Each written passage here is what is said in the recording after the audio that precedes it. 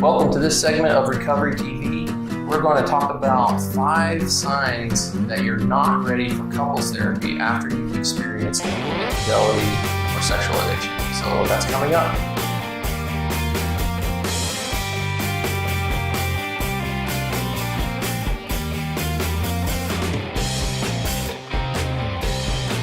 Thanks for joining us for this segment of Recovery TV.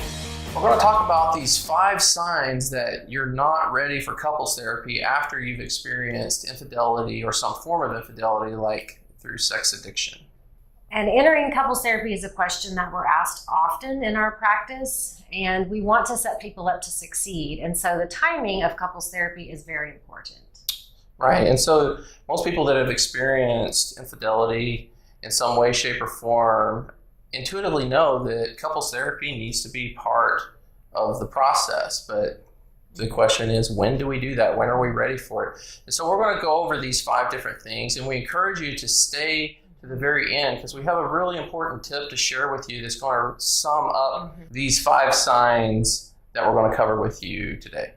So the first sign we're going to talk about is the timing. And so what that means is if you have just found out about infidelity, if you have just found out about an affair or sexual acting out, and the wound is very fresh, that is probably not the best time to immediately start couples therapy. Right.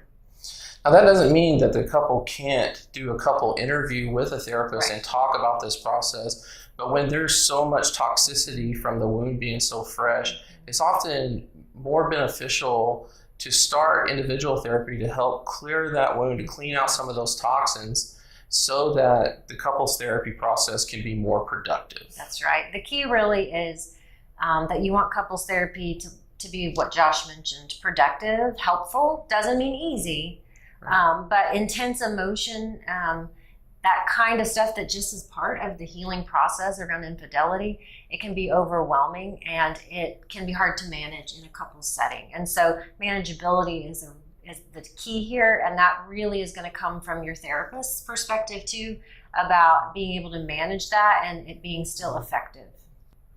A second sign that might be indicative that you're not ready for couples therapy is when the cheating spouse simply isn't taking ownership of his or her actions. Right. And then that coming into a therapeutic environment where there's a back and forth, I think this, I feel this, no, you don't think that, you don't feel that. Right. You know, you can do that on your own time. That's not going to be productive. And actually, our concern as couples therapists often is that it's damaging the other partner. And so we don't want you in the room if you're not at least willing to begin taking ownership of the violation. Yeah. Taking 100% ownership for the violation is a really important part of being productive in couples therapy after an affair. But let's be clear on something. This does not mean that you have to feel an overwhelming amount of remorse. Sometimes that takes time. And sometimes there's even anger still there. And though experiencing remorse or not having anger, those are not prerequisites for being able to start couples therapy.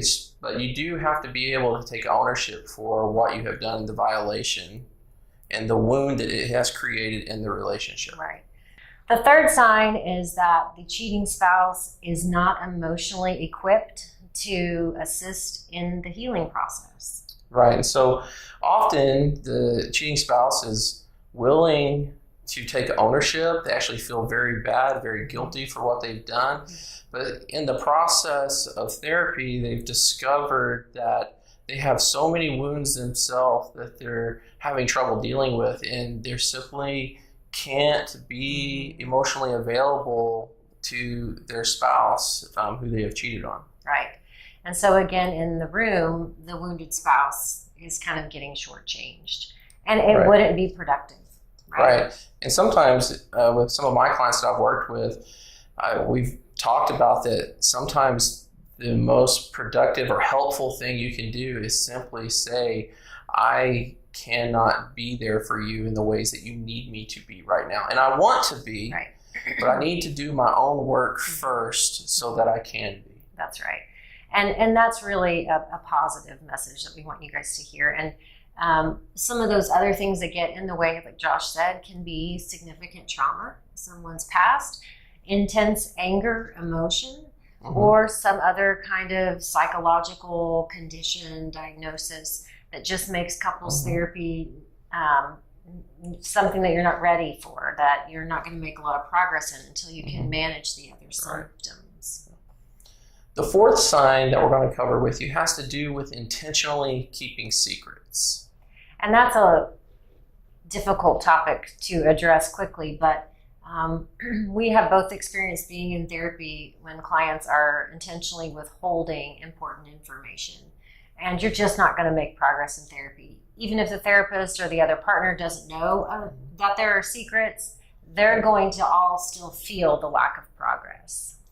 Right. And so when we say secret keeping, we're not meaning that every thought and feeling that enters your head throughout the therapy process has to be disclosed. What we're talking about is what Carrie was mentioning, that we're talking about secrets that are really important information. They're vital to the progress of therapy. And so the bind that you often find yourself in if you have those secrets is that if I don't want to do therapy, then they're going to know their secrets, or they're going to assume I'm hiding something. Right. So you can simply tell your therapist that there are some things that are going on within you that you're not ready to discuss right now in the context of couples therapy. And then your therapist can set you up with an individual therapist so that you can have the freedom to do that and process that in a healthy way.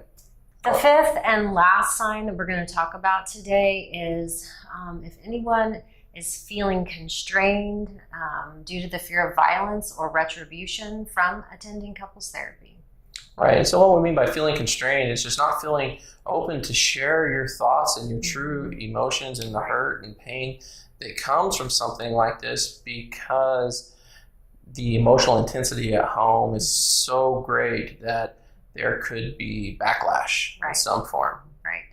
And if you go into therapy and it stirs things up to a point that it does feel like you're paying for it, or that there's going to be something on the other side of it, then you're not really able to go into therapy and put in what you would want to put in to get out of it what you want to get out of it.